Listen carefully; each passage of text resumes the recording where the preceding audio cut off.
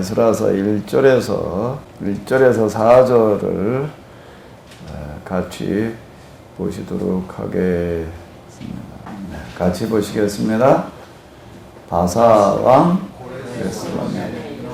고레스께서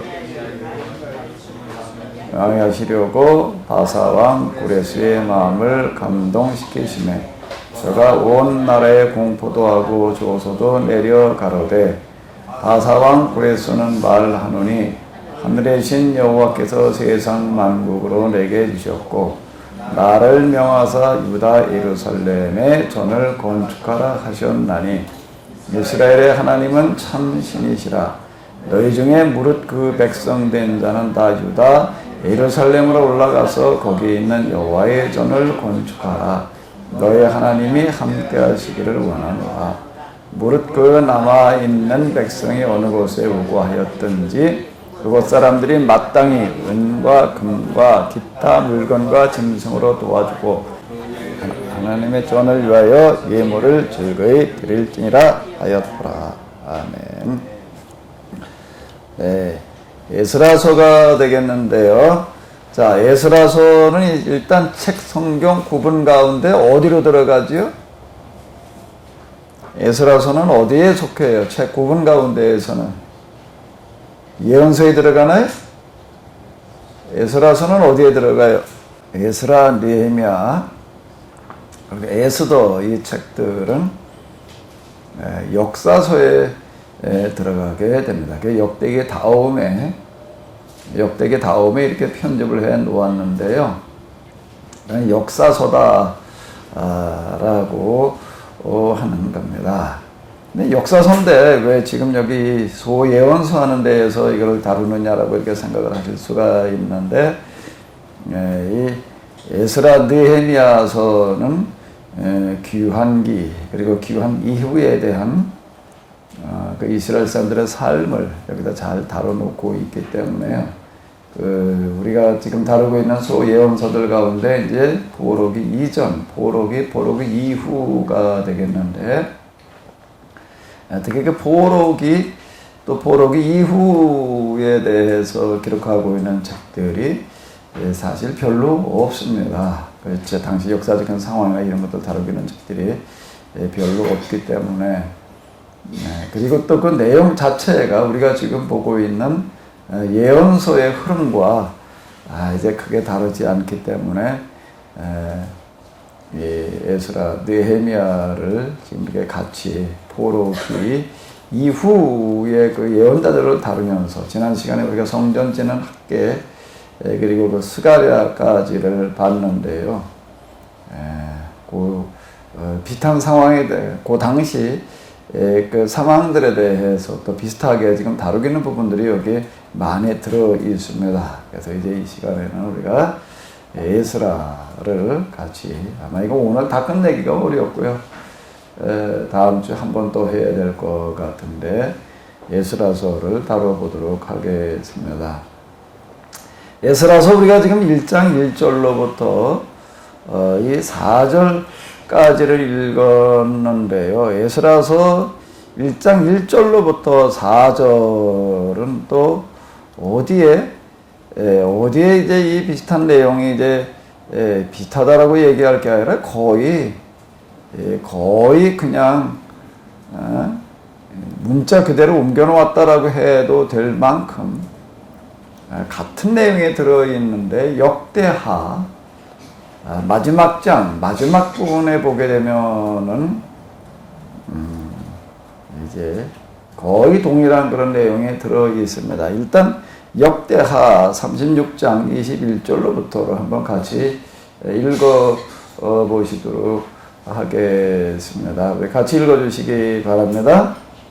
이에 토지가 황무하여 안식년을 누군가 안식하여 70년을 지내었으니 여호와께서 예레미야의 입으로 하신 말씀이 임하였더라.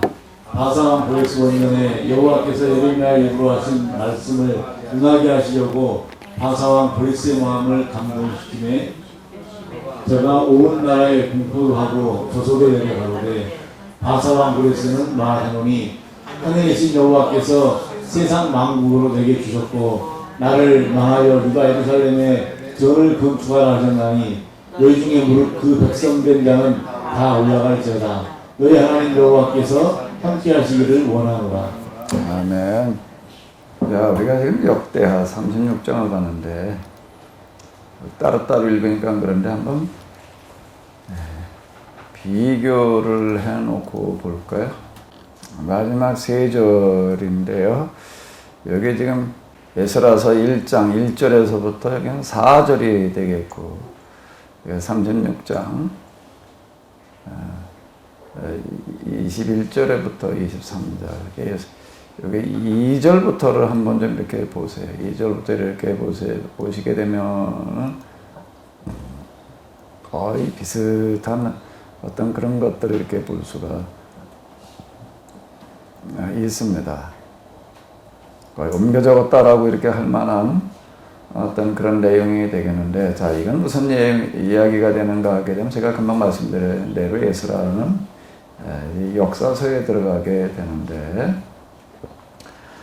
이 역대기를 이어서 지금 에스라서 1장 앞부분에 역대한 마지막 부분을 이어서 제가 옮겨 적어가면서 내용을 이어져 써내려가고 있다라고 하는 것은 이제 그 이후 역대기 이후에 이야기들을 써내려가고 있다라고 하는 것들을 우리에게 이제 이렇게 암시를 해주고 있고요. 이것은 또한 이제 역대기와 같은 시기 또는 그 이후에 쓰여졌다라고 하는 것들을 말해주고 있습니다. 그 역대기라고 하는 것이 어느 쯤에 쓰여졌느냐, 이것도 물론 학자들에 따라 다 다릅니다. 그런데 우리가 역사적인 흐름과 그 정황으로 놓고 볼 때 이스라엘 사람들이 귀환해서 이제 여기서 정착을 해서 다시금 살아나가게 될 때에 어떤 또 하나의 필요성을 느끼게 된 게 뭔가 하게 되면 그들의 역사를 이제 다시 한번 정리를 할 필요가 있었다라고 하는 어떤 그런 이야기가 되겠습니다. 우리가 신명기 역사서라고 하는 거요, 여호수아, 사사기, 사무엘기, 열왕기라고 하는 것을 보게 되면은 그 책이 쓰여야 될 필요가 있을 때 쓰여졌습니다. 그 필요라고 하는 거가 뭔가 하게 되면은 이제 그 포로기 상황이 되는 거예요. 나라가 이제 없어진 거예요. 없어졌을 때 역사를 다루는 이유는 역사서의 과제는 그 뭔가 하면 그 역사를 가진 나라와 민족을 지키자라고 하는 그런 의도를 가지고 있는 거예요. 우리가 아이들에게 학교에도 국사를 가르친다고 한번 생각을 해보세요. 국사에서 뭘 가르치겠어요? 우리나라는 이러이러한 역사를 가지고 있다 라고 하는 걸 아이들에게 가르친다라고 하는 것은 우리에게 이 나라와 이 민족을, 이런 역사를 가진 이런 나라를 계속 우리가 지키고 발전시켜 나가야 된다라고 하는 그런 의도에서 이거를 가르치는 거거든. 그러니까 이 역사를 가르친다라고 하는 것은 사실 대단히 중요합니다. 그런데 요즘 사실 학교 교육의 현실이라고 하는 거가 주로 입시 교육에 치중을 하다 보니까 입시에 중요한 과목은 국어, 영어, 수학 뭐 이런 거에 밀려가지고 국사라고 하는 과목이 지금 사실 천대받고 있고, 공무원 시험에서도 저는 이게 뭐 제외가 됐었다던가, 지금도 제외가 돼 있나 안 돼 있나 어떻게 됐나 모르겠네. 지금도 제외돼 있어요? 지금도요? 내년부터는 또 들어가요. 그런데 이게 무슨 얘기가 되는가 하게 되면은 공무원 시험의 역사 과목이, 우리나라 국사 과목이 안 들어간다라고 하는 것 자체가 이게 지금 얼마나 우리가 이런 거에 대해서 정말 아무런 문제의식이 없는가라고 하는 어떤 이런 걸 볼 수가 있습니다. 공무원은 국가 공복인데 이 사람들이 역사를 모르고 역사에 대한 관심이 없고, 그러니까 뭘 어떻게 하겠다는 거예요. 이게 참 이게 지금 심각한 얘기라고요. 이런 부분들이. 우리나라 역사에 대해서 이제 우리 교회가 관심을 가져야 될 것 같아요. 아멘? 지금 우리가 여기 성경이라고 하는 게 뭔 얘기인가 하면은 이게 신명기 역사서 그리고 또 역대기, 이제 유대교 역사서라고 얘기를 할 수가 있는데 그게 역대기, 에스라, 느헤미야가 이게 같이 들어가는 거거든요. 이건 무슨 얘기가 되는가 하게 되면은 그 당시 그 사람들은 신앙을 가르치는 것을 무엇과 더불어서 또 무엇을 통해서 가르쳤는가 하게 되면은 역사 교육을 통해서 가르쳤다라고 하는 거. 우리가 이 교훈을 잊어버리면 안 돼요. 에이, 그건 옛날에 유대인들이 했던 얘기야. 그냥 유대인들이 그랬던 거야. 그리고 끝날 이야기가 아니다. 라고 하는 겁니다. 미국 시민권은 역사 200년의 미국 역사를 모르면 시험 보는데 통과가 안 되면 시민권을 주질 않아요. 시민권을 안 줘요. 그게 지금 미국은 다민족 사회잖아요. 다민족 사회 가지고 원래 미국 본토민 미국이라는 건 없어요. 그 인디안들만 있을 뿐이지. 유럽에서 좀 옮겨가서 사는 그런 사람들인데 우리 이종선 목사님은 아주 이런 쪽에 대해서 그냥 밝으시네. 뭐 그런 상황까지 아시는 걸 보니까. 근데 시민권 얻으려고 한다라고 하게 되면은 미국이라고 하는 나라의 역사를 알지 않으면 안 된다. 자, 이제 이런 얘기가 이렇게 되는 거. 그것 때문에 지금 미국이라고 하는 게 유지가 되는 거거든요. 지금 미국 대통령 오바마는 본래 저 아프리카에서 온 흑인이잖아요. 흑인인데 처음에 우리 이렇게 생각할 수가 있어요. 그 사람 미국 대통령 돼가지고 어떻게 미국을 이어갈 수가 있겠느냐. 이렇게 생각할 수가 있는데 그게 아니거든요. 미국 정신이라고 하는 어떤 이런 것들이 나라와 민족이 달랐어도 그게 이제 이어가고 있다라고요. 그 나라, 그 미국은 역사가 그 우리처럼 몇천 년 된데도 아니에요. 그건 뭐 아직 200년이라고요? 1776년 7월 4일. 아유, 미국 역사서가 여기 앉아 계시네. 200년. 200년밖에 안 됐음에도 불구하고 그 역사를 꽤 중요시 하거든요. 근데 저기 미국 역사에 대해서 이렇게 잘 아시는데요. 우리 교회 지금 나오고 그러니까 우리 역사 특강이라 받고 계실 장호석 집사님 그분이 그 뭐 이런저런 얘기 들어보면 그분 이제 여기 용산 그 미군에도 근무를 했었고 뭐 그러기 때문에 이제 그 미군들을 그렇게 잘 알고 뭐 그러는데 우리나라에 온 미 고위 관리들하고 앉아서 얘기를 하다 보게 되면은 미국인보다 미국 역사에 대해서 더 잘한대. 그래가지고 그 사람들이 놀란다. 뭐 이제 그런 얘기들 하는데 그 역사라는 과목은 대단히 중요한 겁니다. 대단히 중요한 거예요. 오늘 유대인들이 저렇게 살아남을 수 있었던 거는요. 무엇 때문에 가능한 거였는가? 뭐 역사 교육 때문에 가능한 거였어요. 그 역사 교육과 신앙을 일치시켜 놨어요. 오늘 우리는 이 기독교 신앙과 뭐를 일치시켜 놔야 되나? 역사. 무슨 역사예요? 무슨 역사예요? 우리는 유대인들은 자기들의 그 유대인 역사가 일치시켰습니다. 그건 왜 그런가 하게 되면은 그들의 역사 자체가 하나님께서 선택하신 구속사와 일치시켜 하기 때문에 그 아브라함의 후손들의 그 역사이기 때문에 그래. 그럼 우리는 뭐하고 일치시켜야 되나? 우리도 또 유대교 역사여야 되나? 유대교 역사에 대한 유대교 역사에 대해서 우리가 잘 알아야 되죠. 이걸 모르고서는 전혀 이야기가 되지 않습니다. 제가 지난 주일날도 어디 태안 지방 지방 사경회를 갔다 왔는데 거기서 저보고 와서 이제 요구하는 게 뭔가 하면은 신구약 중간기와 복음서 뭐 이렇게 얘기를 하는 거예요. 우리가 신구약 중간기를 모르게 되면은 복음서를 전혀 이해할 수 없다. 그걸 뭐 제가 뭐 여러 번 강조했던 그와 같은 이야기가 되는 거잖아요. 신구약 중간기를 모르고서는 우리가 복음서를 이해할 수 없는 어떤 이제 이런 건데, 자 역사라고 하는 거는 그러니까 대단히 중요한 건데 오늘 우리는 이 기독교 신앙과 뭐하를 일치시켜야 되는가 하게 되면은 세계사예요. 세계. 왜 세계사와 일치시켜야 되는 거죠? 왜 세계사와 일치시켜야 되는 거예요? 하나님께서 이 세상을 움직여 가시는 분이시고 이 세계를 구원하시기를 원하시는 분이시기 때문에 우리가 이 세계사를 모르고서는 세계사를 모르고서는 우리가 이 복음 활동을 한다라고 하는 것 자체가 기본에 안 맞는 이야기가 된다라고 하는 겁니다. 이 세계사라고 하는 게 우리에게는 아주 대단히 중요하다라고 하는 거예요.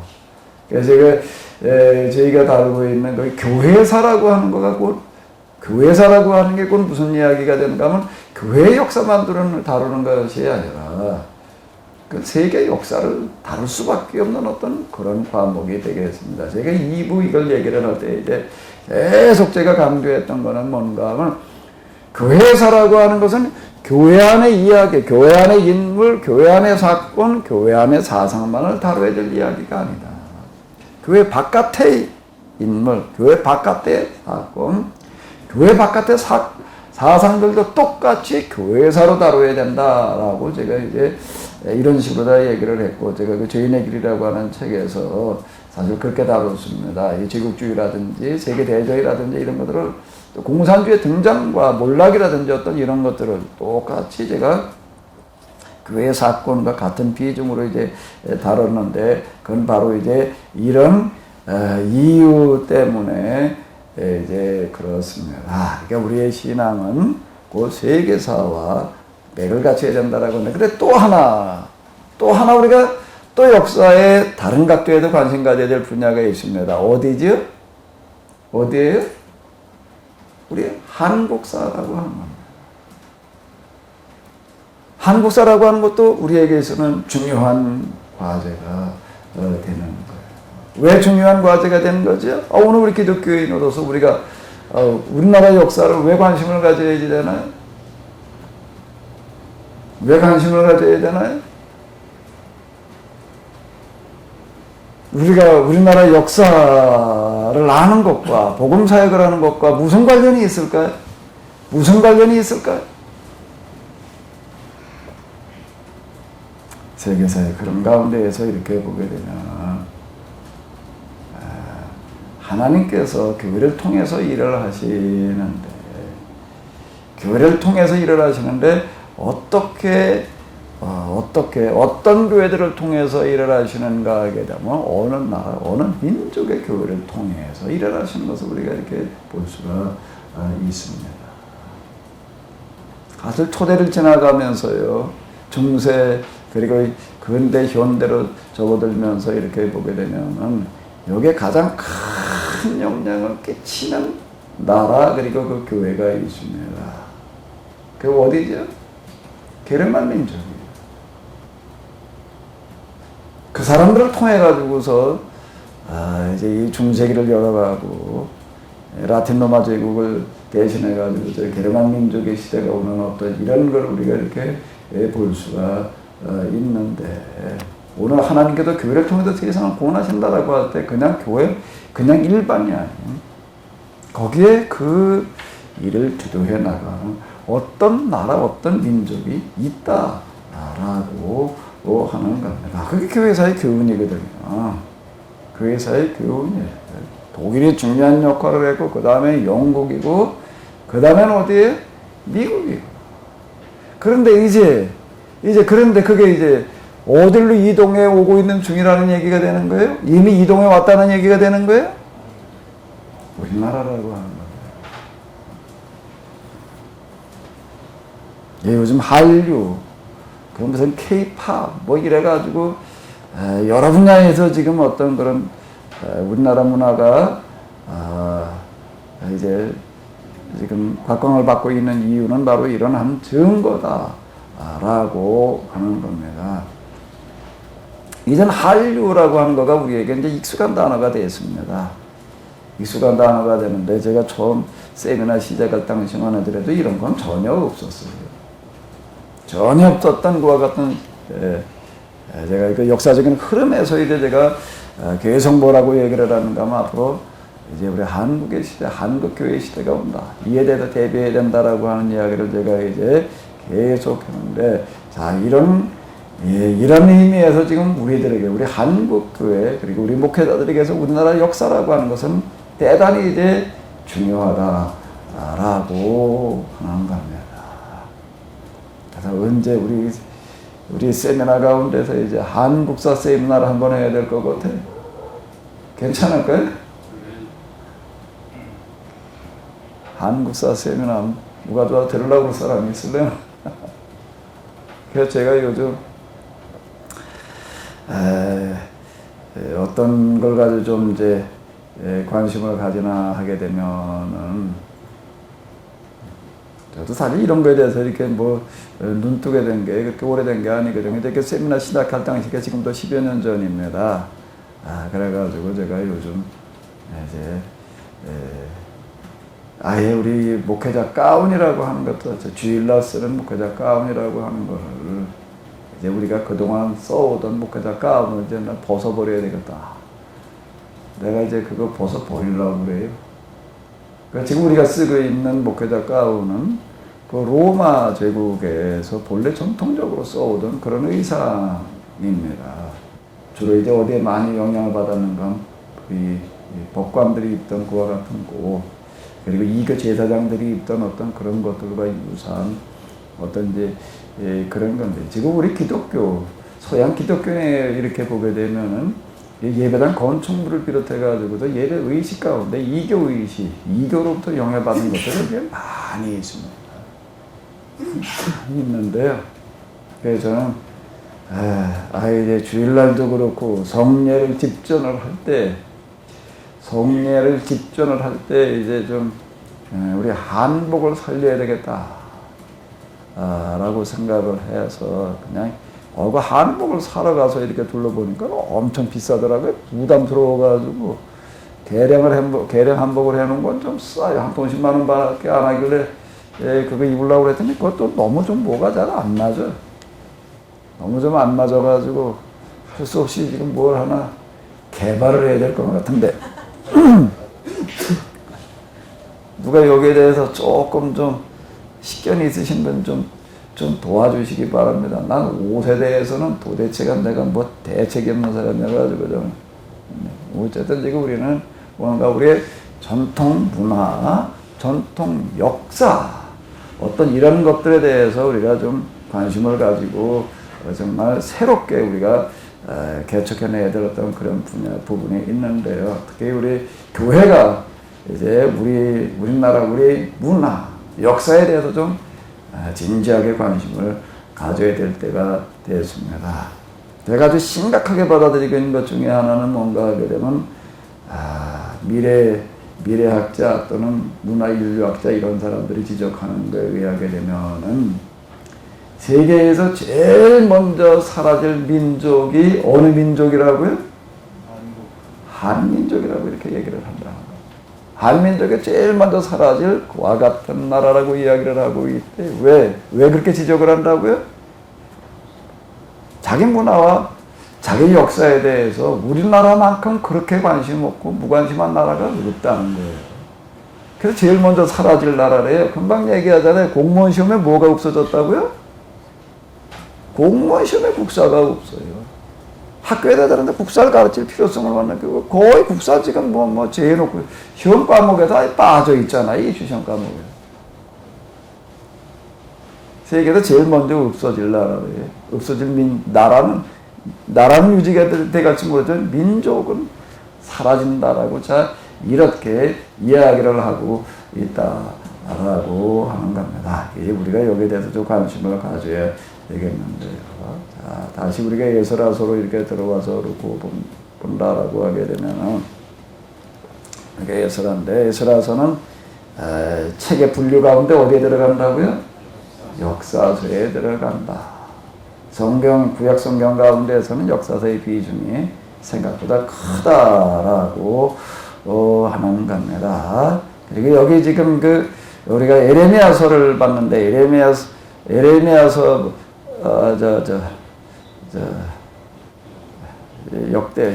역대하서를 봤는데 역대하에 이어서 에스라가 쓰여져 내려가고 있다라고 하는 것은 에스라라고 하는 것 자체가 역대기를 잇고 있다라고 하는 그런 성격을 가지고 있다라고 하는 겁니다. 여기 역대하에서도 그렇고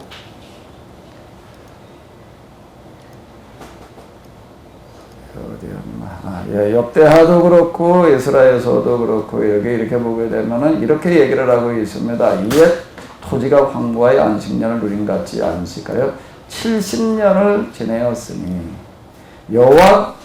여호와께서 예레미야 입으로 하신 말씀에 응하였더라라고 이렇게 얘기를 하고 있고요. 22절에 또 반복해서 여호와께서 예레미야 입으로 하신 말씀을 응하게 하시려고라고 하는 이런 이야기가 이제 반복해서 나오고 있습니다. 그거는 이제 에스라서에서도 이제 마찬가지가 되겠는데, 그럼 예레미야를 통해서 말씀하셨다라고 하는 이야기가 도대체 무슨 이야기인가? 예레미야를 통해서 말씀하셨던 것을 응하게 하시려고 하는 얘기가 뭔 얘기냐라고 하는 것도 이렇게 예레미야로 넘어가서 보게 되면 29장 33장에 나오고 있는데요. 29장 10절을 한번 읽어보시기 바랍니다. 나 여호와가 이같이 말하노라.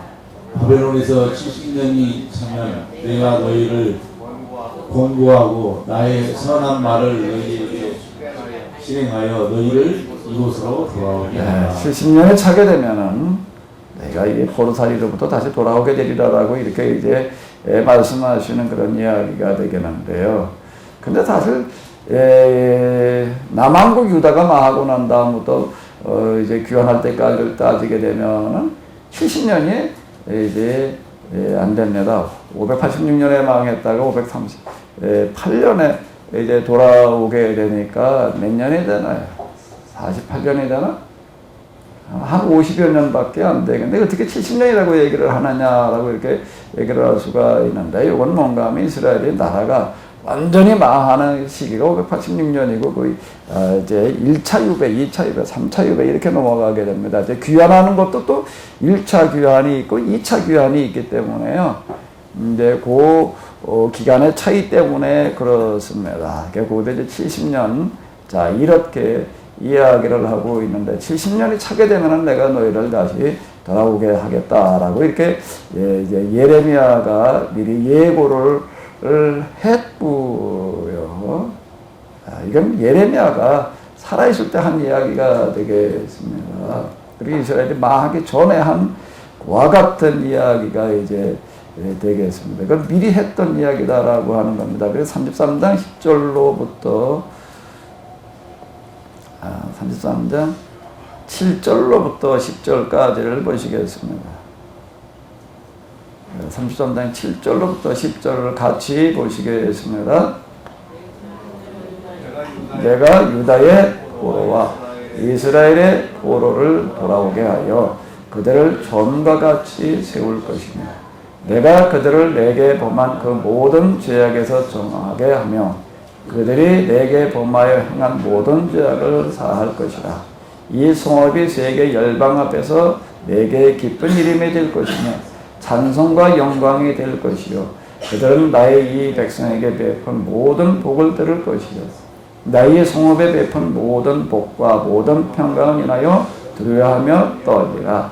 나 여호와가 이같이 말하노라. 너희가 가리켜 말하기를 황폐여 사람도 없고 짐승도 없다 하던 여기 곧 황폐여 사람도 없고 주민도 없고 짐승도 없던 유다 성읍들과 예루살렘 거리에서 즐거워하는 소리, 기뻐하는 소리, 신랑의 소리, 신비의 소리와 및 만군의 여호와께 감사하라. 여호와는 선하시니 근자하심에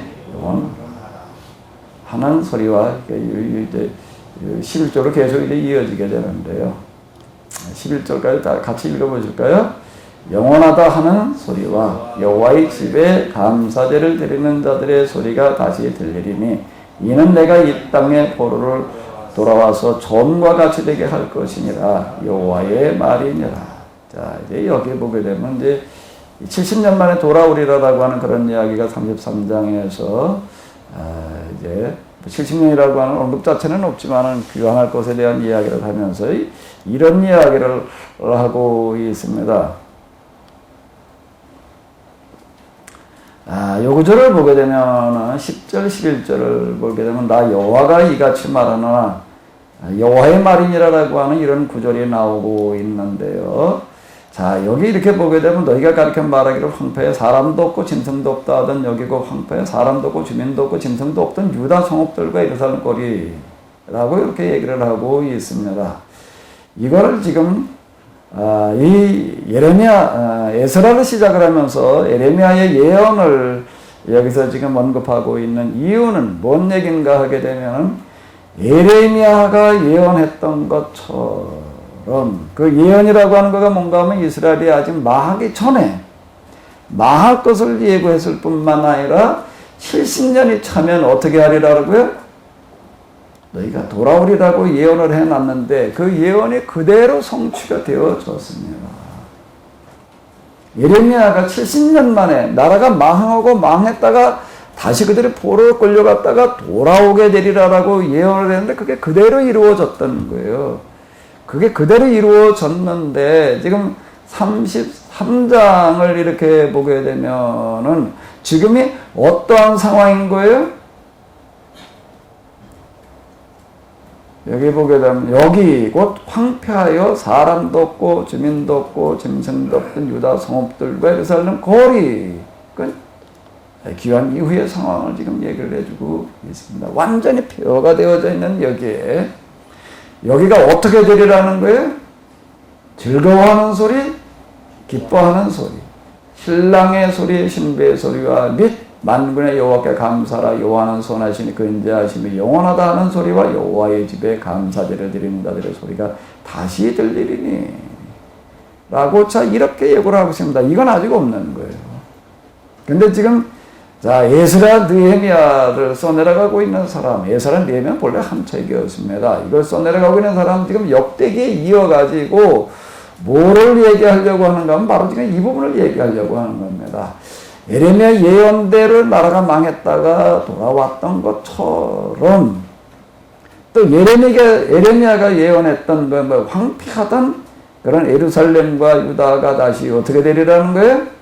이와 같이 재건되어지리라고 예언했던 것처럼 우리에게 틀림없이 이와 같이 이루어지리라라고 하는 것을 지금 여기서 얘기하고 있는 거죠. 이게 지금 뭔가 하면 에스라 그리고 느헤미야서의 지금 주제가 되겠습니다. 그런데 이걸 우리가 어떻게 이뤄나갈 거냐라고 하는 것들을 지금 에스라에서 다루고 있는 그와 같은 한 과제가 되겠는데요. 자, 그런데 결국에 가서는 무슨 얘기가 되는가 하면 이스라엘 사람들의 그 예언활동, 예언자들의 예언활동과 그 역사서라고 하는 거는 직접 관련이 있다라고 하는 겁니다. 신명기 역사서도 그렇고 지금 역대기 에스라 느헤미야도 그렇고 다 이거 예언자 그룹들이 지금 써내려가는 거거든요.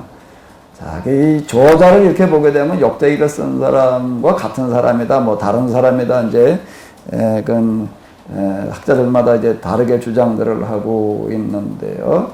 자, 어쨌든 이런 상황이다라고 하는 겁니다. 이제 이 황폐한 예루살렘 그리고 유다를 어떻게 재건할 거냐라고 하는 거가 주제가 되겠는데요. 그런 그 당시 역사적인 정황이라고 하는 것을 우리가 다시 한번 좀 이렇게 보도록 하겠습니다. 자, 북이스라엘 721년 그리고 남유다가 이제 망합니다. 586년에 망하다가 이제 고레스 칙령으로 말미암아 이제 이 사람들이 귀환을 하게 이제 되는데 그건 지금 우리가 그 역대하 마지막에서 또 에스라에서에서 지금 읽었던 고레스 칙령 다시 한번 이렇게 보게 되면은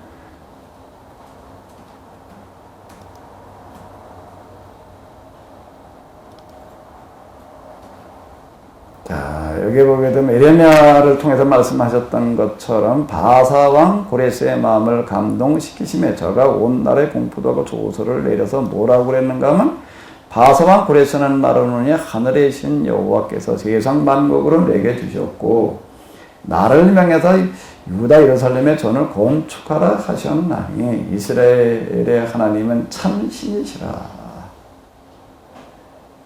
너희 중 무릇 그 백성된 자는 다 유다 예루살렘으로 올라가서 거기는 여호와의 전을 건축하라. 너희 하나님의 함께 하시기를 원하노라 라고 이렇게 이제 이야기를 하고 있습니다. 이건 자체적으로 이 구절만 읽게 되면은 페르시아 왕 고레스가 하늘에 하신 여호와를 믿었나 보다라고 이렇게 생각할 수가 있는데, 왜 여호와께서 이 세상 만국을 내게 주셨다. 또 여호와께서 나를 명하사, 여기 보게 되면 나를 명하사 유다 예루살렘의 전을 건축하라라고 이렇게 얘기를 하셨다. 그래서 내가 너희를 돌아가게 해서 이제 전을 건축하게 하겠다라고 이제 형식이 이렇게 되어져 있기 때문에 고레스가 이제 하나님을 믿는 사람인가 보다라고 이렇게 생각할 수가 있는데, 그건 전혀 아니고요. 그건 전혀 아니고, 이 고레스라고 하는 사람의 정책이라고 하는 것 자체가 어떤 정책인가 하면 그 이전 왕조 바벨론하고는 전혀 달리 포용 정책이었다라고 하는 겁니다. 우리가 지도로다가 다시 이렇게 보게 되면은 아수르 그리고 바벨론의 정책은 어떤 정책인가 하게 되면은 그들이 점령하고 있는 여러 나라들, 제국들에 대해서 압박 정책이었습니다. 그리고 이제 그 끝까지 정하는 사람들에 대해서는 완전 말살 정책으로 나아갔는데요. 북이스라엘을 멸망시켜 놓고서는 그 사람들을 포로로 데려다가 아주 먼 지역으로, 이 메소포타미아 지역으로 데리고 가서 이렇게 여러 곳을다가 흩어놓아 버리고 말았습니다. 그건 아주 없애버리는 거예요. 그리고 여기 북이스라엘이 살던 지역에는 다른 나라 사람들을, 또 한 곳 사람만이 아니라 여러 곳 사람들을 데려다가 이렇게 살게 했다라고 하는 거고요. 바벨론 정책도 별로 다르지 않습니다. 유다를 멸망시키고 나서 또 여기 주동 세력들, 그래서 중심 세력이 될 만한 사람 다 포로로 끌고 갑니다. 다 포로로 어디까지 끌고 갔는가 하게 되면 바벨까지 끌고 가요. 그게 바벨론 포로라고 이제 이렇게 얘기를 하는데, 그 바벨론에 가서 포로살이를 했다라고 하는 그런 이야기가 되겠는데요. 이거는 메소포타미아 지역 가운데에서도 서부에 속하게 되는 그와 같은 먼 지역이 되겠습니다. 그리고 또 예루살렘을 비롯한 유다인들이 있던 그 지역에는 다른 나라 사람들을 데려다가 여기 또 살게 해서 아주 나라와 민족 자체를 없애는 그런 말살 정책이었습니다.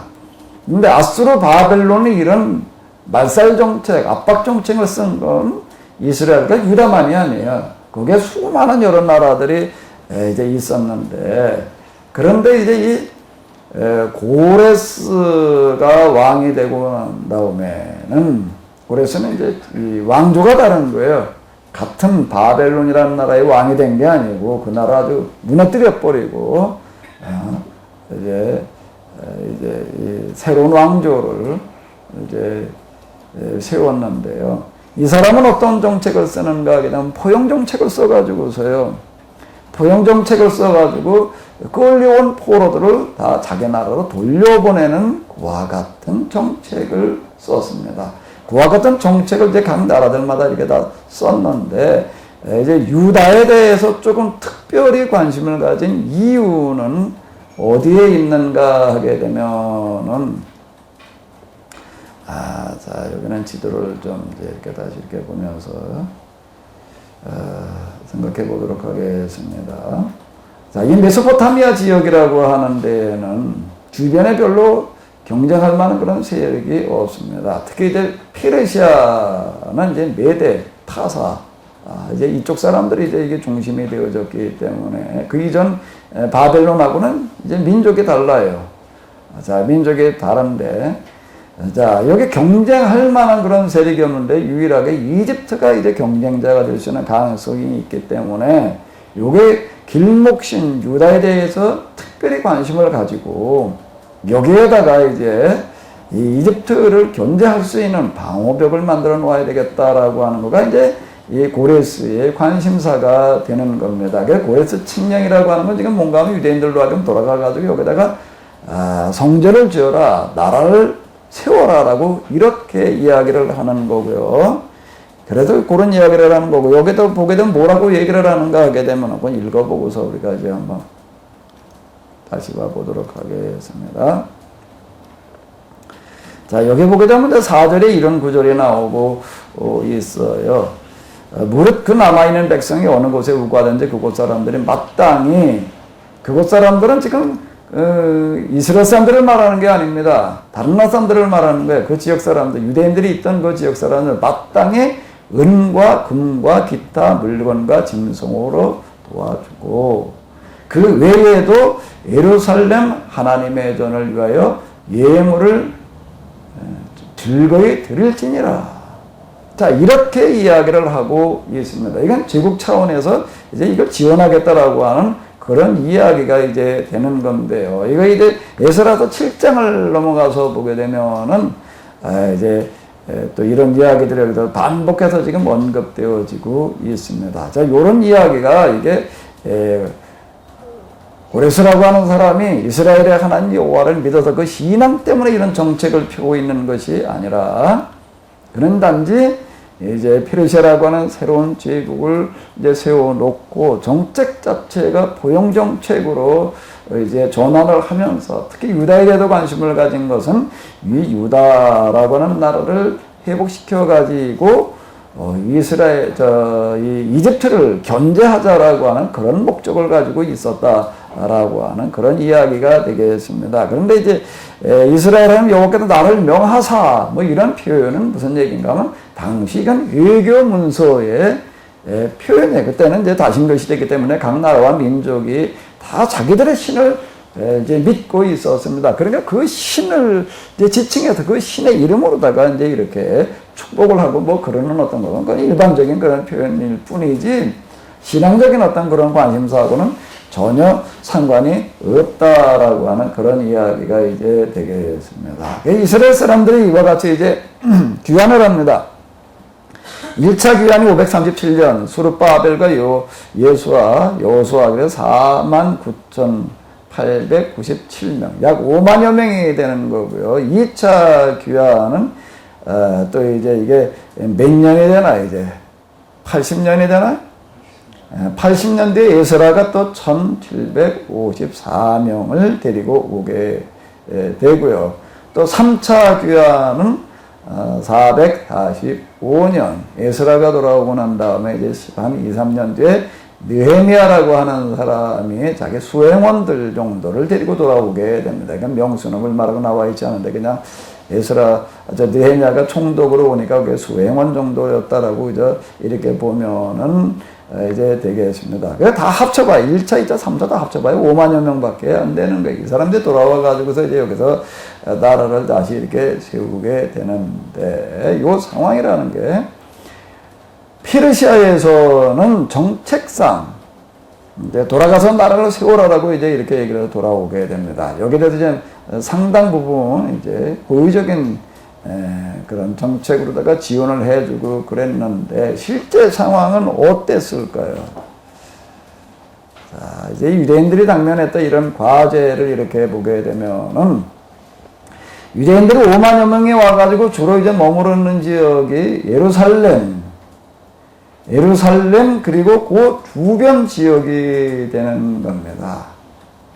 그 주변 지역이 되는 거예요. 가나안이라고 하는 땅덩어리가 전체가 다 우리 강원도 땅덩어리에서 좀 크다라고 이렇게 얘기를 하니까, 요 지금 지도상으로 볼 때 이렇게 나와 있으니까 이게 도대체 어느 정도 크기냐라고 하는 어떤 이런 거가 잘 감이 안 잡히실 거예요. 요게 위에 이제 지도, 그런 것 때문에 이렇게 척도로 이렇게 만들어 놓는데, 요게도 여기까지 이게 40km입니다, 요게 40km예요. 그래, 요걸 이렇게 재보시면은, 이거 다 재봐야 이거 하나밖에 안 돼요. 여기도 이거밖에 안 되고. 40km라고 하는 거가, 40km면 우리나라 거리 측량 단위라면 리를 따지면 몇 리가 되는 거예요, 40km면은. 100리예요, 100리. 예. 그 사방 100리. 사방 100리, 그 서울서 수원까지가 딱 40km입니다. 그러니까 이 땅을 말하는 거예요. 그렇게 넓은 땅이 아니에요. 근데 대충 어느 정도인지 감이 잡히시죠? 그 중간에 뭐가 있는 거예요?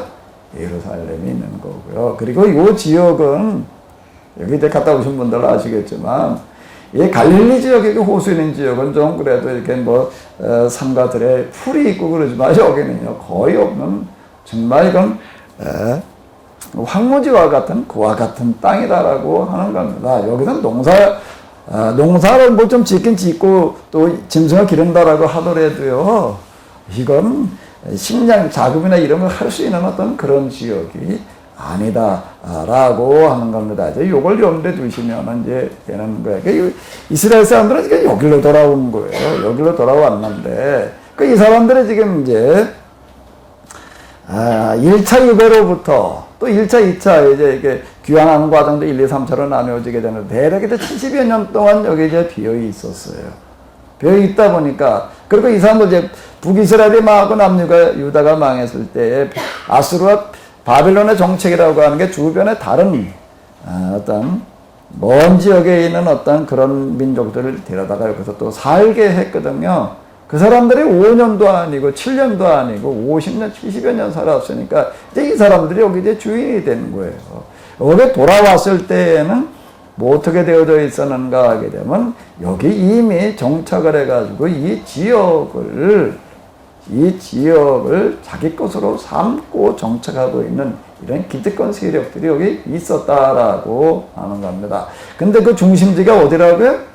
사마리아라고 하는 거예요. 사마리아가 지금 이제 여기 가나안에 이 남유다가 망하고 난 다음에 실질적인 사마리아의 중심지는 어딘가, 이 가나안의 중심지는 어딘가 하게 되면 사마리아가 되는 거고요. 가나안 전체를 지배하는 총독. 그러니까 이제 지금 여기 페르시아의 총독이 되는 거죠. 그 총독이 어디에 있었나? 사마리아에 있었어요. 자, 이런 상황이 되는 거예요. 이 사람들 여기 다 이게 자기들 땅인 거예요. 그런데 이제 고레스 칙령에 의해 가지고 이스라엘 사람들이 돌아왔어요. 돌아왔을 때 이 사람들이 당한 1차적인 문제는 어떤 문제가 되는 걸까요? 어떤 문제가 되는 거지요? 이미 여기 와서 살고 있던 누구와의 문제가 되는 거예요? 사마리아를 비롯한 주변 이제 기득권 세력들과의 충돌이 되는 거예요. 특별히 그 중에서도 이제 사마리아, 지금 우리가 이제 신약 성경에서 만나는 사마리아 사람들 뭐 이제 이렇게 얘기를 하는데 이제 이게 여기서부터 이제 기원을 하게 이제 됩니다. 여기 이제 이스라엘이 망하고 난 다음에 다 끌려간 건 아니거든요. 일부 남아 있었어요. 일부 남아있던 사람과 외부에서 들어온 사람들이 이제 혼합을 해서 살다가 보니까 이제 여기 복잡한 문제들이 생기게 되어지게 되는데, 신앙 문제에서도 어떻게 되어지는가 하면 일부 남아있던 사람들은 계속해서 여호와를 하나님으로 믿으려고 그랬을 거고요. 외부에서 들어온 사람들은요, 그들이 가지고 온 신들을 이제 섬기는 게 혼합 종교가 지금 되어져 있는 겁니다. 그러니까 여기는 지금 문화적으로도 혼합화되어져서 지금 종교적으로도 여호와의 종교와 그리고 외부에서 이제 또 이것으로 다 온 사람들이 가지고 온 종교와 혼합되어지는 혼합 종교 상황이 벌어졌고요. 또 혈통적으로도 이제 혼혈이 되어지는 어떤 그런 상황이 되어져 있었는데, 어쨌든 이 사람들이 지금 여기 실제 주인의 역할을 하고 있는 거예요. 자, 그런데 여기 이제 이스라엘 사람들이 예루살렘을 중심으로 해가지고 돌아와가지고 이제 재건을 하려고 그럴 때 이 사람들 그냥 이걸 받아들일 리가 없지요. 여기 일부는 와가지고 또 이제 좀 호의적으로다가 대하기도 했습니다. 호의적으로 대해가지고선 어떤 얘기가 되는가 하게 되면, 우리도 당신들이 건설하는 예루살렘 성전 건축에 참여하겠다라고 이런 의사 표현을 해왔어요. 그건 뭔 얘기가 되는가 하면 여기에 있던 사람들 가운데 여호와의 종교를 그래도 관심 가지고 지켜가려고 했던 사람들이 그거를 했다라고 하는 그런 이야기가 되는 건데, 근데 여기 지금 돌아온 사람들, 귀환한 사람들, 이제 우리가 이스라엘을 읽어 내려가다 보게 되면 그 명단들이 나오고, 근데 이 사람들은 어떤 사람들인가 하면 바벨론에서 도로살이를 하면서도 신앙이라도 아주 지대한 관심을 가지고 있었던 사람들.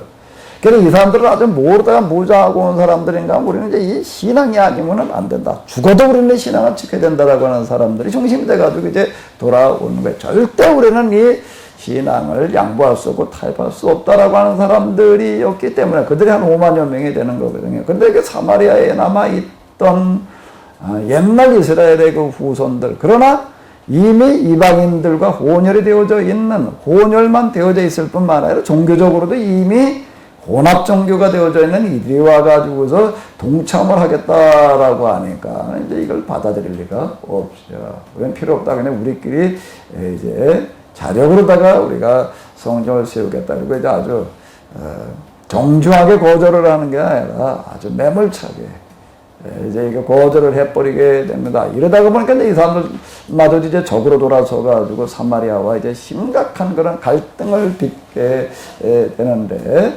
자, 지금 이제 귀환한 사람들이 당면하는 어떤 그런 문제, 1차적으로 정치적으로 놓고 볼 때는 페르시아 제국과의 문제가 아니라 여기 와 있는 사마리아 종독부를 비롯한 기득권 세력들과의 마찰이라고 하는 거가 이제 아주 큰 하나의 문제가 이제 되어지는 거고요.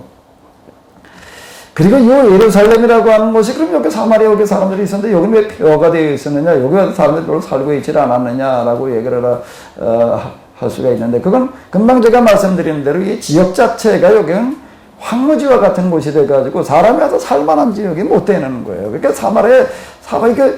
갈릴리, 사마리아, 여기는 사람들이 살만하거든요. 그러니까 주로 여기서 살고 있었지, 여긴 별로 살 생각을 안 했다는 거예요. 그러니까 여기가 사실은 비어있던 거예요. 그러니까 지금 고레스 정책이라고 하는 거가 뭔 얘기가 되는가 하게 되면, 가나안이라고 하는 걸 이렇게 주로 이렇게 살펴보니까, 여기에 있던, 이 북이스라엘, 남유다가 망하기 이전에는 어디가 중심지였는가? 여기가 중심지였거든요. 여기가 중심지여가지고 여기에도 가나안이 견실한 하나의 이제 요새와 같은 그런 역할을 했는데, 근데 이제 유다가 사라지고 난 다음에는 지금 북이스라엘의 중심지였던 사마리아가 갈릴리 지역은 좀 활성화가 되어지지만 여기는 빈 땅이 되어지는 거예요, 지금 여기는. 그러니까 여길 돌아가라고 지금 얘기를 하는 겁니다. 여길 돌아가서 여기서 재건을 해봐라라고 이렇게 얘기를 하는 건데요. 근데 그 이전에 이 사람들이, 사마리아 이쪽 사람들이 별로 이렇게 관심을 가지지 않았지만, 이 사람들이 돌아와가지고 여기서 이제 다시 시작하려고 그러니까 이제 또 얘기가 달라지는 거죠. 그래서 이제 갈등이 빚어지게 되는 어떤 그런 문제가 여기에 이제 생기는 거고, 이 사람들하고 이제 적대 관계가 되어지는데, 그렇게 귀환한 사람들 여기에서만 이제 살아남아야 되는데, 금방 얘기한 대로 여기는 땅이 황무지가 돼가지고, 농업이라든지 어떤 이런 것들, 이거 주산업이 농업인데, 농업과 목축업인데, 이거 할 만한 지역이 안 되는 게, 그러니까 여기서 지금 뭘 먹고 산다라고 하는 것 자체가 대단히 어려운 거예요. 그럼 그 다음에 이제 활로는 뭔가, 상업이라든지 어떤 이런 활동이어야 되는데, 상업을 어디 가서 물건을 팔고 사요? 주변 나라여야 될 텐데, 주변 나라보다 완전 독재국이 되어져 있으니까 이것도 지금 막혀 있는데, 지금 여기는 대단히 어려운 상황이 되어져 있는 겁니다. 그러니까 이제 한마디로 얘기를 하게 되면 이 사람들이 와가지고도 지금 살아남는다라고 하는 것들은 현실적으로 지금 불가능한 상황이다라고 하는 겁니다. 사마리아만 그런가 하게 되면 여기도 주변에 조금 내려와가지고서 이제 여기 해양국가라고 얘기를 하는데, 블레셋이 몰래 있었던 곳에 여기도 사람들이 남아 있었거든요. 이 사람들이 유다인들이 와가지고 예루살렘 중심으로 해서 재건한다고 때 반길 리가 없는 거지요. 여기 좀 에돔이라고 하는 것도 여기 좀 물론 또 마찬가지고, 여기는 원래 또 아주 이스라엘하고의 관계가 대단히 안 좋았던 거예요. 다윗 때부터 여기에 대해서 이제 어떤 이 다윗이 이곳에 대해서 침략 정책을 썼기 때문에 그 이전부터 감정이 안 좋았던 어떤 그런 사람들이기 때문에, 그러니까 주변에 다 원수들만 있는 거예요, 지금요. 이 귀한한 사람들에 대해서 호의적인 태도를 가질 수 있는 사람들은 어디에도 없는 고립무원의 상태가 지금 되어져 있는 겁니다. 여기에서 지금 이제 세계를 하려고 하다가 보니까 성전을 지으려고 올 때는 정말로 출애굽할 때와 같은 그런 심정으로 아주 개선장군처럼 돌아왔지만 와서 보니까는 지금 이런 상황이어서 예루살렘에 성전을 지으려고 주춧돌을 놓았다가 20년 동안이나 그냥 폐허 상태로 그냥 내버려두고 있었다. 그래도 학개수가래에 의해서 겨우 성전이 건축되어졌다라고 하더라도 우리가 지난 주에 이렇게 봤던 것처럼 그냥 하나의 허술한 그냥 그런 건물수 하나 겨우 세워놓은 거지, 제대로 된 성전을 짓는 게 아니다라고 하는 거예요. 너희들이 학개서에 보게 되면 그런 구절이 있었잖아요. 너희가 보기에도 없는 것과 마찬가지가 아니냐라고 이렇게 성전에 대해서 평가를 하고 있는 어떤 그런 구절이 지금 이런 것들을 대변을 하고 있는 건데, 지금 상황은 이런 겁니다. 자, 이런 상황에서 지금 이제 여기 에스라 느헤미야로 말미암아서 이제 성전에 지어져서 어떻게 살아남기는 해야 될 터인데, 이걸 어떻게 살아남을 방법이 없는 거예요. 현실적으로 이게 불가능한 거예요. 여기에 이제 학계 스가랴를 비롯한 이제 이 신앙 그룹들, 예언자 그룹들이 여기서 어떻게 살아남아야 되나? 어떻게 살아남아야 돼요? 이 상황에서요. 이 상황에서 뭘로 살아남아야 돼요? 하나밖에 없는 거예요. 뭐 신앙. 그 신앙을 뭘 어떻게 하는 거예요? 신앙은 막연한 이야기가 되는 겁니다. 신앙으로 살아남자. 뭐 구체적으로 어떻게 해요? 요 상황에서 이들이 여기에서 신앙으로 가르치고 독려를 하게 되는데 그게 뭐가 되는 거죠? 요 상황에서 이들이 또 써내려가는 게 있는 거예요. 이게 살아남을 수가 없는 거예요. 뭘 또 써내려가는 거죠? 뭘 써내려간다고요? 역사서를 써내려가는 겁니다. 그 이전 우리가 이제 역사서가 이스라엘에 2번 쓰여져요. 첫 번째 쓰여지는 역사서는 언젠가 하면 노예살이 때 쓰여지는 거예요. 나라가 망하고, 나라만 망한 게 아니에요. 이제 민족 자체가 지금 이제 다 사라져버린 거예요, 이제요. 여기 일부 끌려와가지고도 지금 노예로다가 이제 정착을 해야 되는데, 이게 뭐, 한 세대만 지나봐, 이거 다 없어지게 생겼지. 살아남을 방법이 없는 거예요, 여기서요. 살아남을 방법이 없을 때 이걸 도대체 어떻게 우리가 살아남아야 되느냐라고 할 때에 그때 그 방법이 뭔가 하면 뿌리찾기예요.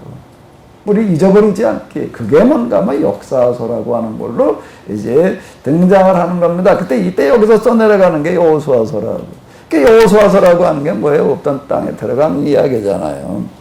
땅이 없던 사람들 가나안에 들어가서 땅을 얻는 그런 이야기가 되는 거예요. 이게 이제 이 시대 이거하고 맞는 이야기가 되는 겁니다. 사사기라고 하는 것도 이제 같은 그런 주제가 이제 되는 거예요. 그래서 우리가 도대체 어떻게 살아남아야 되느냐. 그러니까 하나님께로 돌아가는 것밖에 없다. 이제 그 얘기가 되는 게 배교진 거 회개하면은 하나님께로 돌아가면은 하나님께로 돌아간다는 건 이 시대의 노예살이 시대는 회개를 얘기를 하는 건데 회개하면은 하나님께로 구원의 길을 열어주신다. 이게 사사기의 이제 그 하나의 주제가 되는 거잖아요. 배교, 징계, 회개하면 구원해 주신다. 그 사사들의 이야기를 하나같이 그렇게 끌고 나가는 어떤 이런 하나의 이거 살아남기 위한 몸부림이 되는 거죠. 사무엘기 열왕기 이제 그들의 역사를 그와 같이 이제 쭉 기록을 해 나가게 되는데요. 자, 지금 아주 읍조질, 풍전등화라기보다는 아예 불 꺼진 등잔인 거예요. 불이 꺼져 있는 그와 같은 상태에서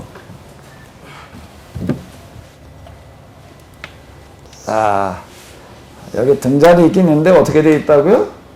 어떻게 돼 있어요? 이미 불이 꺼지는 거예요.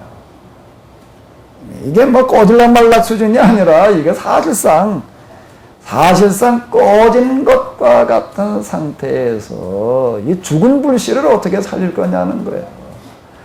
이 포로기 이후 활동한 예언자들은 어떤 사람들인가 하면은 남아있는 불씨를 살리기, 사실 실제로 남아있는 불씨 겨우 살린 거죠. 꺼져가는 불씨 살렸다라고 얘기하는데, 근데 그 정도 가지고서는 그 표현이 좀 약하고요. 이미 죽어버린 불씨를 어떻게 살릴 거냐. 이걸 가지고 지금 씨름하는 사람들의, 그들이 당면했던 과제는 지금 이런 거예요. 이런 상황에서 이걸 어떻게 살릴 거냐라고 하는 게, 그걸 뭘로 살려내는 거죠? 역사 해석으로 살려내는 거예요. 역사 해석으로 이거를 살려낸 거예요. 그게 1차 역사서가 되는 거고요. 그게 1차 역사서고, 그 다음에 이제 2차 역사서라고 하는 게 또 뭐라고요? 이 상황에서 이걸 또 어떻게 여기서 또 이걸 또 살릴 거냐는 거예요. 돌아오기는 왔지만 살아남을 수 있는 가능성 제로인 거예요, 이거는요. 여기서 또 이걸 어떻게 해야 될 거냐라는 문제 앞에서 그들이 지금 시도하는 거가 뭔가 하면 지금 우리가 가지고 있는 역대기를 써내려가는 겁니다. 역대기는 이스라엘 역사 1차 역사서에서 다뤘던 내용들을 가지고 다시 써내려가는 거예요. 다시 써내려가면서 여기서 이제 보게 되면 이제 비슷한 부분도 있고 또 달리 해석해 나가는 그와 같은 부분들도 있는데, 여기 2차 역사서인 역대기에서 쭉 강조하는 건 뭔가 하면 다윗입니다. 다윗은 하나님께서 선택하셨던 사람이고 하나님께서 함께 하신 사람이고 다윗이 뭘 하든지 하나님께서 함께 하셨고 이기게 하셨고 승리하게 하셨다. 형통하게 하셨다. 자, 이걸 계속 반복해서 얘기해 나가고 있습니다. 근데 여기서 얘기하기는 다윗을 우리는 그냥 이런 배경 없이 읽다 보게 되면은 이새의 아들 다윗으로 다 생각을 하게 되는데 이때 역대기에서 강조하는 다윗은 뭘 얘기하는 거라고요? 그들의 나라와 민족을 상징하는 그런 단어이지 개인 다윗을 지금 얘기하려고 하는 게 아니다라고 하는 겁니다. 근데 우리가 이런 거에 대한 이해가 없이 그냥 읽어 내려가다 보니까는 이야, 다윗은 이렇게 대단한 사람이라고 성경에서 얘기하고 있다. 이렇게 우리가 생각을 하는 거예요. 근데 그건 다윗이라고 하는 단어가 가지고 있는 의미가 여러 가지가 있습니다. 여러 가지가 있는데 그것은 하나는 뭔가 하게 되면 이새의 아들 개인 다윗, 그러니까 나중에 이제 왕이 되어졌던 그 개인을 얘기하는 다윗이 있고요. 또 하나는 뭔가 그대로 포로기 이후 귀환으로 넘어가면서부터 얘기하고 있는 다윗은 뭔가 하게 되면 개인 다윗이 아닌 거예요. 개인 다윗이 아니라 그들의 나라와 민족을 상징하는 그와 같은 단어가 되는 거죠. 우리나라 지금 단군이 같은 얘기가 되는 거예요. 단군이라고 하는 거가 개인 한 왕이었던 사람이 되겠죠. 근데 우리 지금 단군의 후손, 단군의 후예. 자, 이렇게 얘기를 하는 거 단군이라고 하는 것은 우리나라, 우리 민족을 얘기를 하는 거거든요. 그 같은 얘기가 되는 거예요. 그러니까 우리가 뭐 개인 단군에 대해서는 뭐 남아있는 자료가 별로 없으니까 어떤 사람이 있는지 잘 모르겠지요. 그런데 지금 우리가 이제 우리 민족을 상징하는, 나라를 상징하는 단군으로다가 쓸 때에는 그건 신성시하에서 쓴다고요. 아무렇게나 표방하지 않거든요. 그건 마찬가지가 되는 겁니다. 그러니까 역대기에서 다루고 있는 다윗은 그와 같은 존재다라고 하는 겁니다. 근데 이제 1차 역사서인 신명기 역사서에서는 다윗을 둘 다로 쓰고 있습니다. 하나는 개인 다윗으로 쓰는 경우도 있고, 하나는 이제 나라와 민족을 상징하는 그런 개념으로서의 다윗, 둘이 혼재되어 있다라고 하는 겁니다. 이 부분을 좀 가려서 읽을 수가 있어야지 되는 건데요. 요게 이제 가려져 읽지를 않다 보니까 지금 우리는 다윗 그러게 되면 아주 신앙의 어떤 좋았던 사람으로서의 대명사처럼 지금 그렇게 여겨지고 있습니다. 이 부분은 좀 우리가 희정해야 될 그런 부분이 되겠는데, 다시 일로 돌아와서 이렇게 보게 되면은, 자, 지금 에스라, 느헤미야, 그러니까 역대기에서 지금 다루고 있는 주제는 이렇게 불가능한 이와 같은 일, 꺼져버린 이 불씨를 어떻게 살릴 거냐라고 하는 것을 뭘로 살려낸다는 거예요?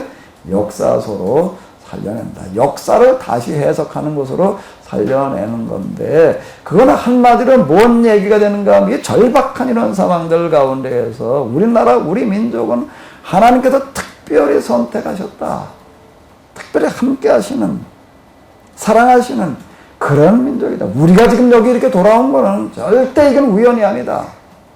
하나님께서 미리 예레미야를 통해서 말씀하셨던 그 예언을 이루게 하시는 거다. 금방 이제 그 얘기가 되는 거예요. 그러니까 역대기 마지막에서도 뭘 가지고 끝내고 있는가 하게 되면은 지금 예레미야가 나라가 망하기 이전에 등장해서 활동을 했던 예레미야가 나라가 망할 것을 예언했을 뿐만 아니라 망하고 난 다음에 포로로 끌려갈 것까지도 예언을 했고, 그걸로 끝나지 않고 포로살이 몇 년 만에 돌아올 거라고 얘기를 했다고요?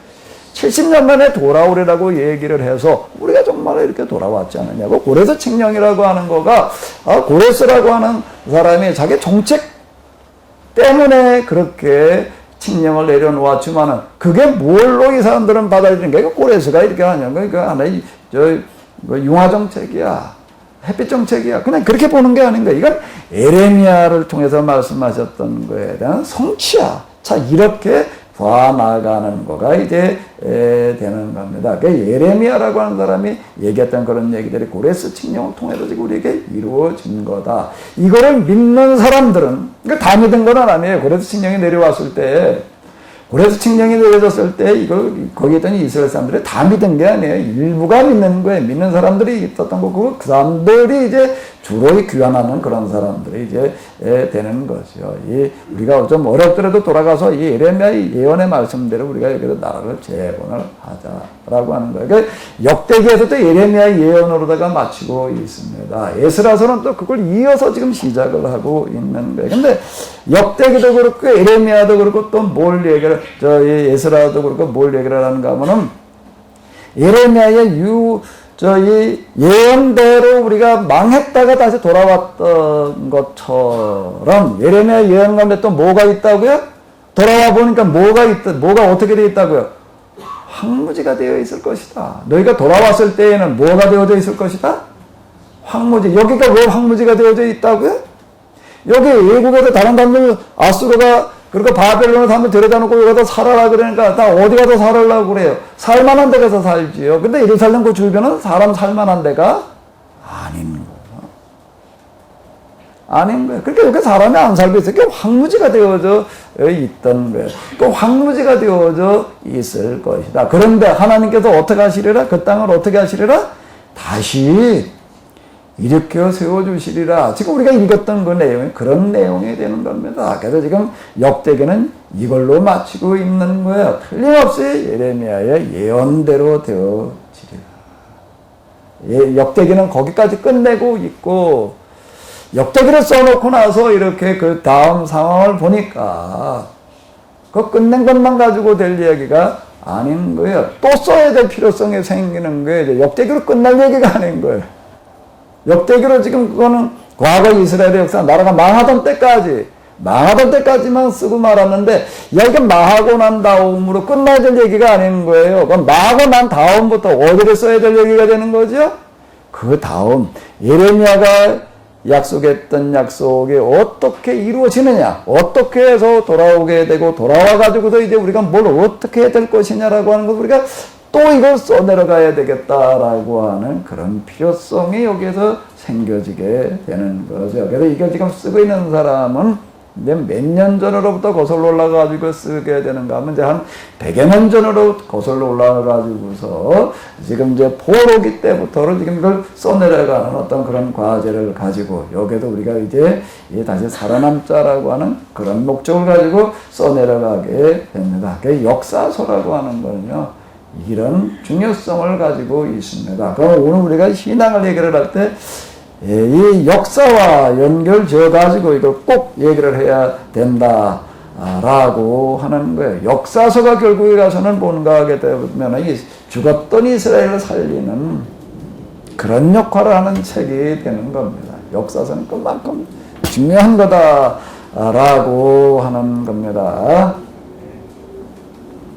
자, 그러면 이제 에스라서는 지금 이런 거고요. 과제라고 하는 건 지금 이런 거가 이제 이렇게 되겠습니다. 다시 여기로 돌아가서 조금만 더 이렇게 보신다라고 하게 되면은요. 이스라엘 사람들이 귀환을 하기는 했지만은 아직 독립한 게 아니에요. 귀환해가지고 상황은 뭐가 되는 거지? 어디의 지배를 받아야 되는 거죠? 사마리아의 지배를 받아야 되는 거예요. 물론 페르시아 지배를 받는다. 페르시아 중앙정부로부터 지배를 받고 끝나는 얘기가 아니에요. 페르시아 정부의 지배라고 하는 거가 사마리아 총독부를 통한 지배. 바꿔 얘기를 한다면 여기 지금 이스라엘 귀환한 사람들에 대해서 적대적인 감정을 가지고 있는 사람들 밑에서 이제 속국 노릇을 해야 됐다라고 하는 거죠. 요즘 우리가 쓰는 말에 의하게 되면 여기 돌아오기 전에 있던 사람들이 갑이 되는 거고 지금 유다 사람들은 지금 을이에요. 그냥 끌려갈 수밖에 없는 그와 같은 상황이었다라고 하는 거고요. 그런데 이제 여기에서 이제 어떤 일이 벌어지는가 하게 되면 에스라 느헤미야로 말미암아서 사마리아 지배로부터 벗어나게 됩니다. 벗어나게 되는 그런 일들이 이제 시작이 되어지는 건데 이제 이 느헤미야가 이제 페르시아 정부로부터 총독의 지휘를 받아가지고 돌아와서 성벽을 쌓는다라고 하는 그런 이야기들이 이제 성벽을 쌓는다라고 하는 것은 뭘 얘기를 하는가 하면 주변 요 사마리아를 비롯한 이런 나라들로부터 이제 하나의 자치권이 되는 거예요. 독립 차원이 아닌 자치권을 이제 가지게 되는 어떤 이런 거. 이게 에스라가 돌아온다라고 하는 그런 이야기는, 자, 에스라가 이제 그것도 페르시아의 정부 관리로 있다가 이제 이렇게 돌아오게 되는데요. 자, 이거, 이게 되는 거죠. 에스라가 돌아오는 거, 지금 1차 귀환이 537년이고, 2차 귀환이 에스라가 지금 457년, 80여 년이 되잖아요. 80여 년이 되는 요 시기에 이걸 돌아온다라고 하는 거, 요거가 뭘 얘기를 하는가 하게 되면, 이제, 이 에스라가 학사 겸 제사장 뭐 이런 표현들을 쓰고 있고, 그에 와서 이제 율법을 가르쳐 준다라고 하는 율법을 가르쳐 준다라고 하는 이런 이야기 자체가 이제 뭘 얘기를 하는 건 판결이라고 하는 것을 이제 누가 내려준다는 얘기가 되는 거예요? 에스라가 내려준다. 에스라가 내려주기 전에는 그럼 어디서 판결을 했다라고 하는 얘기가 되는 거예요? 사마리아 법정에서 판결을 했다는 얘기가 되는 겁니다. 즉 에스라가 돌아왔다는 얘기는 이제 자치권을 이제 확보하게 되어지는 어떤 그런 일들이 시작이 되어졌다라고 하는 거가 되겠는데, 자, 에스라서는 지금 이런 것들을 주제로 삼고 있습니다. 어떤 과정을 통해서 그들이 이제 돌아와서 자치권을 획득을 하고 이제 살아남을 수 있었던가라고 하는 그런 이야기가 이제 되는 건데요. 그럼 이제 5절로부터 우리가 이런 것들을 염두에 두면서 한번 읽어보시도록 하겠습니다. 5절과 6절이 되겠습니다. 우리 같이 보시겠습니다. 이에 유다와 베냐민 북방들과 제사장들과 레위 사람들과 그 마음이 하나님께 감동을 받고 올라가서 예루살렘이 여호와의 성전을 건축하고자 하는 자가 다 일어나니 그 사면 사람들이 은그릇과 금그릇과 물품들과 짐승과 보물로 줬고 그 외에도 예물을 기쁘게 드렸더라.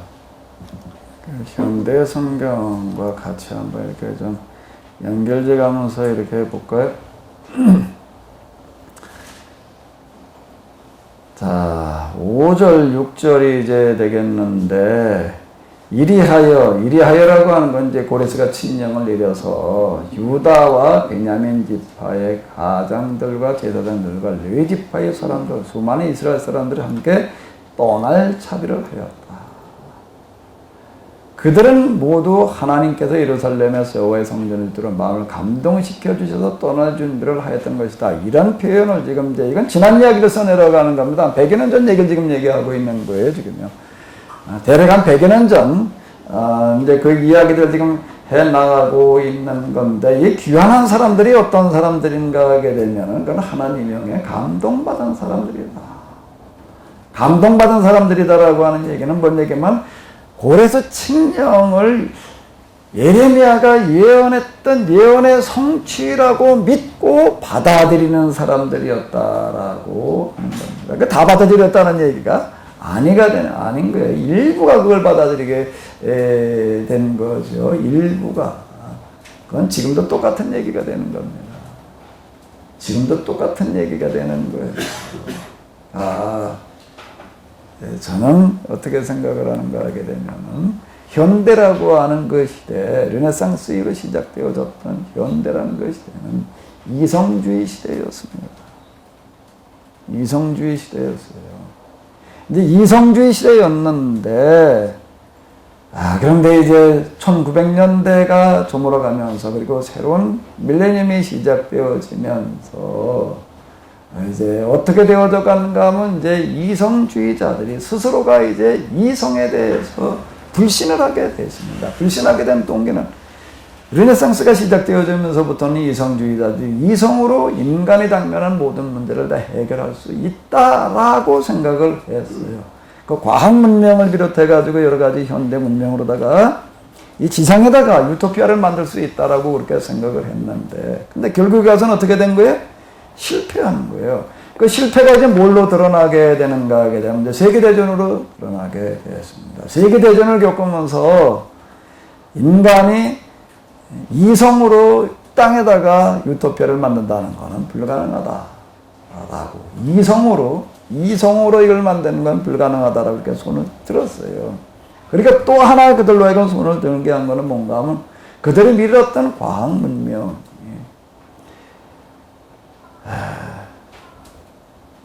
이제 재앙의 도구가 되는 것을 보면서요. 과학 문명에 대한 환상을 벌이게 되는 건데 그게 뭔가 대량 살상 무게 그리고 이제 오염물질. 자, 이런 것들을 겪으면서 이제 손을 들게 됩니다. 사실 이게 과학 문명이 만들어 놓은 오염물질이라고 하는 게 이제 심각해요. 그 만들어 놓은 대량 살상 무기도 문제지만은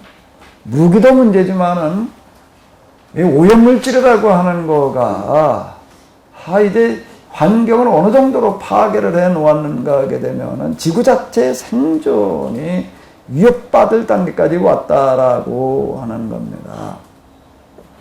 그 BBC에서 만든 The Power of the Planet이라고 하는 다큐멘터리 5부작이 있더라고요.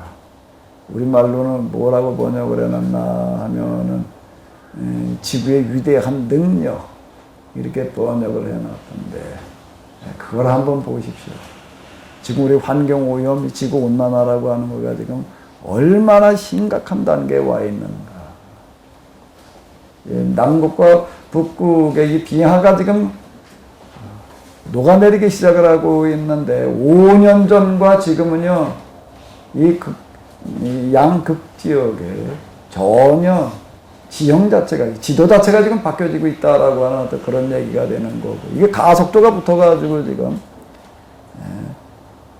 어마어마한 어떤 그런 지금 재앙이 우리 지금 목전에 다가왔다라고 지금 이렇게 이야기를 합니다. 이건 정말 우리가 지금 뭐라고 전혀 예측할 수가 없다라고 그 전문가들이 지금 이제 그렇게 이야기를 하고 있는데요. 심각한 지경에 와 있습니다. 이게 대기도 그렇고요. 바다 같은 경우 금방 얘기대로 이제 지금 극지방에 녹아내리는 어떤 이런 거, 바닷물 자체의 오염, 뭐 기타 등등 이제 어떻게 손쓸 수 없는 단계에 이미 접어들었다라고 지금 이렇게 이야기를 하고 있습니다.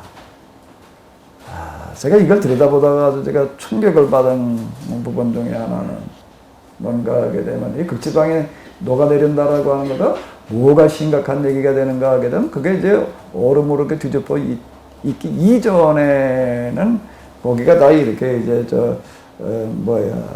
열대림 뭐 이제 이랬던 것 같아. 그게 이제 얼어서 지금 다 이제 얼음 속에 있었는데 이게 녹으면서는 어떻게 되는가 하게 되면은 그것들이 다 이제 녹으니까 이제 이게 썩는 거예요.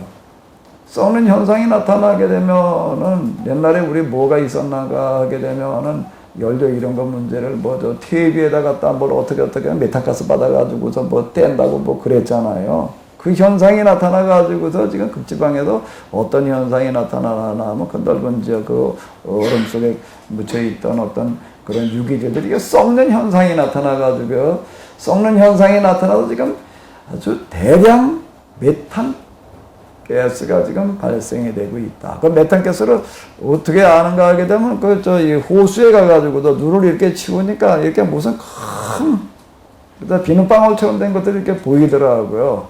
보이는데 거기다 갖다 이게 세쿠천을 가지고 이렇게 그걸 뚫어요. 얼음을 뚫어놓고 구멍을 뚫어놓으니까 그냥 가스가 방출을 하는 거예요. 거기다 갖다 이게 불을 붙이니까는 이게 무슨 우리 가스관 터진 건 뭐냐고 그리고 그 가스가 이렇게 타요. 그게 그냥 그 호수에 쫙 깔렸어요. 그러면서 얘기가 지금 지구온난화를 이산화탄소가 하게 되는데 메탄가스는 이산화탄소하고는 비교할 바가 아니다라고 이렇게 얘기를 하고요. 그 넓은 지역에서 빙하가 녹아내리면서 여기서 발생한 이 메탄가스가 대기로 날아가게 되면은 이 지구온난화라고 하는 어떤 그런 거는 지금 뭔가 예측이 안 된다. 지금 그렇게 이야기를 하고 있습니다. 근데 그 넓은 호수, 지금은 그냥 겉으로 보기에 그냥 완전 얼음 속이에요. 그런데 이렇게 여기저기 쓸어가지고 비춰주는 거 이렇게 보니까 메탄가스가 꽉 차 있지 않는 지역이 하나도 없어요.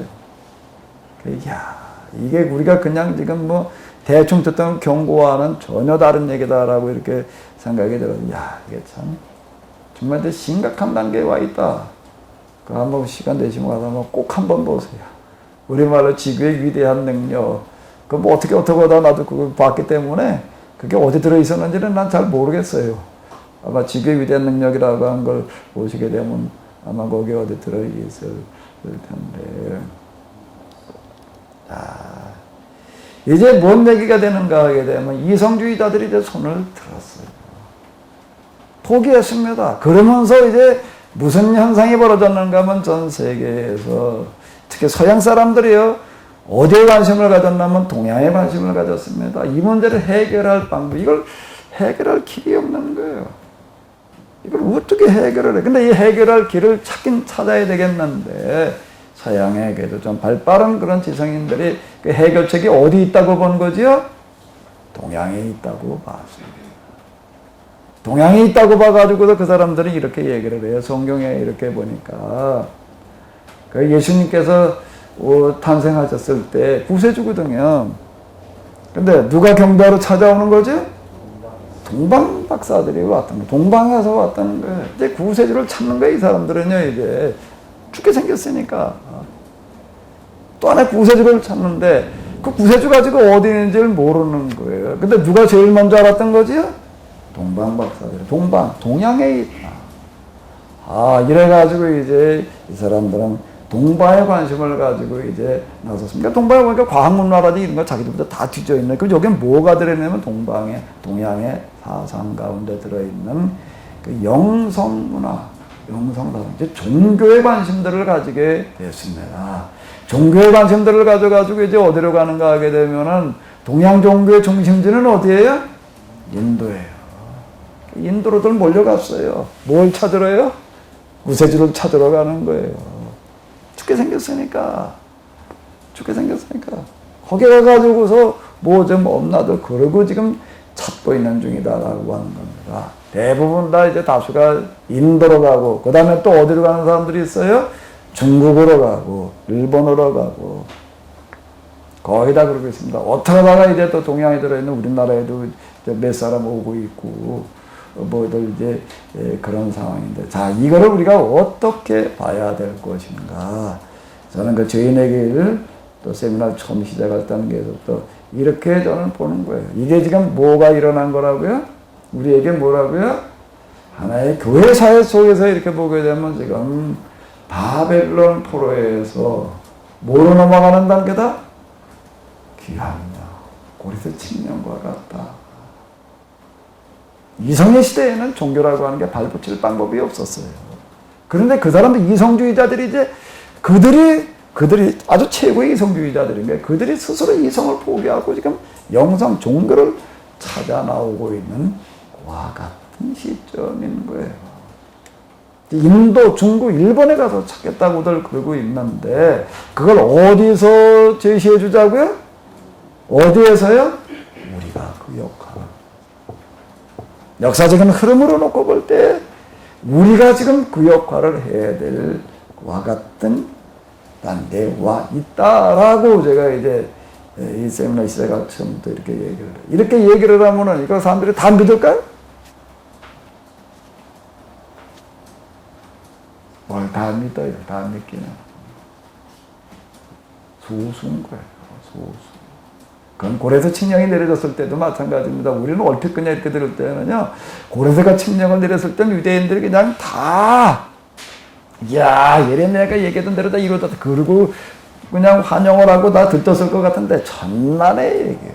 지금 여기 이 얘기가, 그런 얘기가, 되는 겁니다. 그 막, 영적으로, 금방 몇 절이었나, 그게.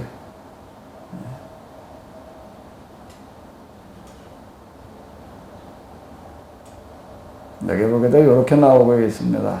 그들은 어떤 사람들이라고요? 돌아갈 채비란 사람들이 어떤 사람들이라고요? 하나님께서 예루살렘에서 여호와의 성전을 뚫어 마음을 감동시켜 주셨다. 그 사람들만 떠날 준비를 했다라고 이렇게 이야기를 하고 있습니다. 이 부분을 잘 이해를 해 놓으시게 되면은요, 역대기 그리고 에스라서 이런 데에서, 에스라 느헤미야 이런 데서 왜 그렇게 족보 명단을 중요시하는지를 알 수가 있어요. 여기 하면 명단이 이제 계속 나오고 있습니다.